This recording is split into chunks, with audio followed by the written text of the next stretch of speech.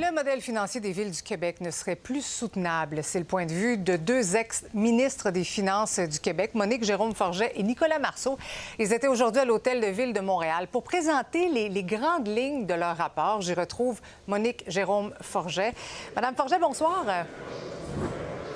Bonsoir. Est-ce que les conclusions de votre rapport ont été bien accueillies? Bien, généralement, les conclusions de notre rapport ont été bien accueillies par les maires. C'est clair que par l'ensemble des maires, d'ailleurs, je pense qu'à l'Union des municipalités, il y a eu une rencontre et les maires ont approuvé le rapport. Vous savez, on a voulu faire un rapport réaliste et j'ai toujours également réalisable. Autrement dit, on a voulu faire un rapport qui pourrait être mis en vigueur pour, dans le fond, l'idée fondamentale du rapport, c'est de changer la formule actuelle de la relation entre le gouvernement du Québec et les gouvernements municipaux. Essentiellement, il y a dans le moment 200 différents programmes qui émanent du gouvernement du Québec, qui arrivent quotidiennement sur les tables des maires dans les villes. On dit que ça donne des directions qui vont à l'encontre souvent des besoins des municipalités, de leurs priorités.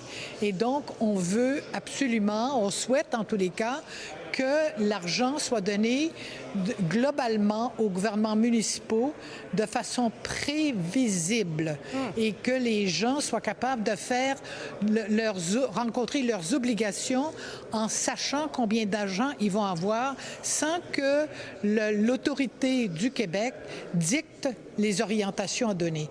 Alors voilà un peu le fond de l'histoire. Plus d'autonomie parce que on évoque également que ce sont des gouvernements qui sont élus.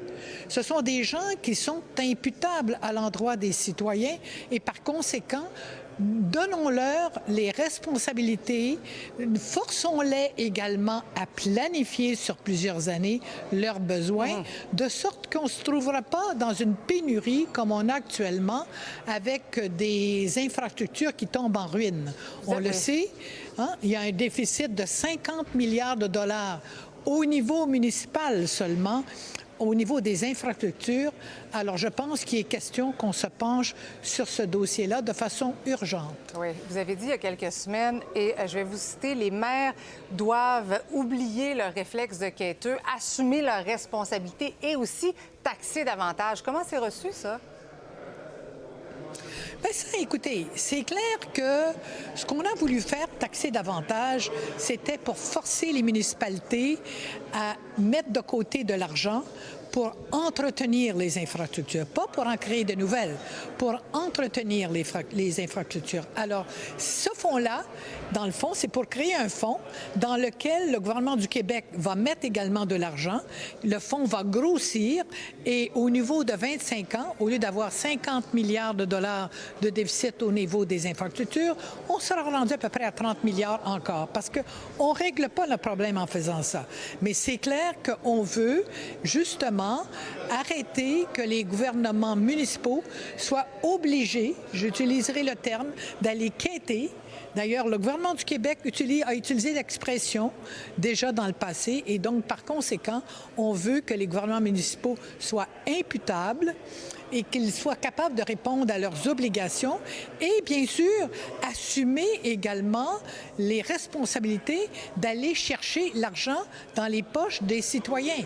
Alors, ils ne peuvent pas simplement aller chercher l'argent au Québec ou à Ottawa. Ils ont également leur propre responsabilité qui n'est pas à la mode, soyons clairs. Non. Monique Jérôme Forget, merci beaucoup d'avoir été avec nous ce soir. Ça me fait plaisir.